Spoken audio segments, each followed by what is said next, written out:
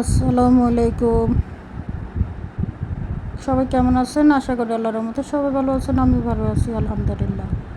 তো খাবারের টেবিলে যদি এরকম একটা লোভনীয় খাবার থাকে কেমন লাগে বলেন তো? খাবার খিদেটা আরও বেড়ে যায়। হ্যাঁ, এরকম একটা রেসিপি আজকে আপনাদের সাথে শেয়ার করব।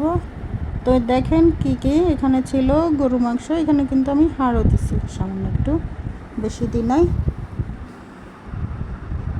তারপরে দিলাম হচ্ছে আদা রসুন পেস্ট, একসাথে আদা রসুন পেস্ট করে নিয়েছি, ওটা দিলাম। তারপর দিলাম হচ্ছে লবণ পরিমাণ মতো। তারপরে এখানে দিলাম মশলা গুঁড়ো মশলা বলতে এখানে ছিল হচ্ছে যে জিরে গুঁড়ো, ভাজা জিরে গুঁড়ো আর ধনিয়া। তারপরে হচ্ছে এখানে দিলাম হচ্ছে হলুদটা একটু পরিমাণে কম দিবেন, মরিচটা একটু দিবেন, ঝাল আপনাদের পছন্দ মতো দিবেন।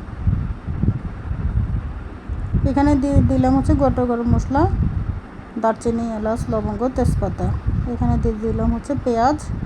এখানে আমি 2টা পেঁয়াজ একসাথে ব্যবহার করছি। দেখেন ব্যবহার করতেই হবে, না হলে কালারটা আসবে না। এখানে দিলাম হচ্ছে বেরেস্তা। হ্যাঁ, কাঁচা পেঁয়াজ আর বেরেস্তা একসাথেই দিবেন, না হলে কালারটা ভালো আসবে না। একটা কথা বলে রাখি, এখানে কিন্তু আমি মাংসের সাথে একটুখানি তেলও দিচ্ছি। দেখেন, যেটাকে বলে চর্বি বলে আর কি, ওটা দিলাম।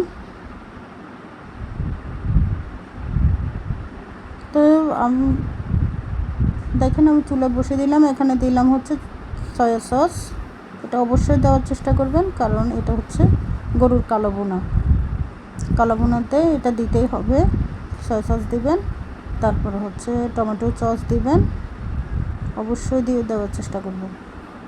তারপরে এখানে আবার কিন্তু একটা সিক্রেট মশলা দিয়েছি, এটা কিন্তু ভিডিও হয় নাই।